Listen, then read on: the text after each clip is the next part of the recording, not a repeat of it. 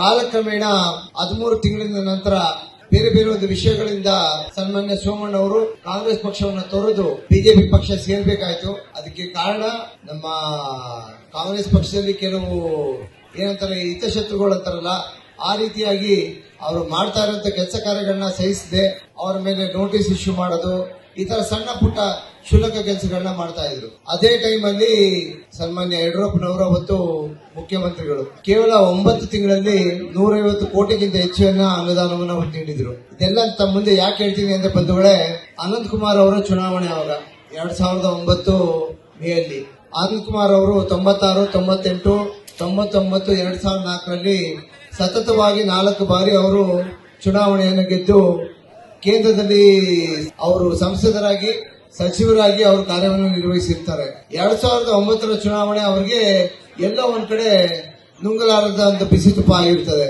ಅಂತ ಸಮಯದಲ್ಲಿ ನಾವು ಸನ್ಮಾನ್ಯ ಮೋಹನ್ ಕುಮಾರ್ ಅವರು, ದಾಸೇಗೌಡರು, ಹೀಗೆ ಹಲವಾರು ನಮ್ಮ ಏನು ಸೋಮಣ್ಣ ಅವರ ಸಂಘಟನೆಗಳಿದ್ದೀವಿ 13-14ಗಿಂತ ಹೆಚ್ಚಿನ ನಮ್ಮ ಕಾರ್ಪೊರೇಟರ್ಗಳು ಅವತ್ತು ಭಾಜಪ ಪಕ್ಷಕ್ಕೆ ನಾವು ಸೇರ್ಕೊಂಡಂತದ್ದಲ್ಲ, ಅವರು ನಮ್ಮನ್ನ ಬರಮಾಡ್ಕೊಂಡಂತದ್ದು.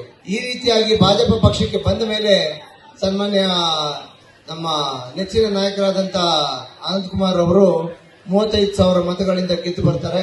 ಇವತ್ತಿಗೂ ಕೂಡ ಎಲ್ಲಾದ್ರೂ ಕೃಷ್ಣ ಬೈರೇಗೌಡರು ಸಿಕ್ಕಿದ್ರೆ ಮೂರ್ತಿ ಅಣ್ಣ ಹೇಳೋದು ಒಂದೇ ಮಾತು, ನೀವೆಲ್ಲ ನಮ್ಮ ಜೊತೆಗಿದ್ರೆ ನಾನು UPA 2 ಅಲ್ಲಿ ನಾನು ಸಚಿವನಾಗಿದ್ದೆ, ಕೇಂದ್ರ ಸಚಿವನಾಗಿದ್ದೆ, ಇವತ್ತನ್ನು ತಪ್ಪಿಸ್ಬಿಟ್ರೆ ಅಂತ ಹೇಳ್ತಾರೆ ಸ್ವಾಮಿಗಳೇ. ಇವತ್ತಿಗೂ ಕೂಡ ಅಂದ್ರೆ ಸೋಮಣ್ಣ ಅವರ ಬದ್ಧತೆ ತಾವು ತಿಳ್ಕೊಬೇಕಿದ್ರಲ್ಲಿ, ಜನರ ಹಿತಕ್ಕೋಸ್ಕರ, ಜನರ ಒಳಿತಿಗೋಸ್ಕರ ಕೊಟ್ಟ ಮಾತನ್ನು ಅವರು ಎಲ್ಲೋ ಒಂದ್ ಕಡೆ ತಪ್ಪಿರ ಈ ಭಾಗಕ್ಕೆ ಸರ್ವಾಂಗೀಣ ಅಭಿವೃದ್ಧಿ ಆಗ್ಲೇಬೇಕು ಅನ್ನೋದ ನಿಟ್ಟಿನಲ್ಲಿ ಅವತ್ತಿನ ದಿವಸ ಅವರು ಭಾಜಪ ಪಕ್ಷವನ್ನು ಸೇರಿದ್ರು.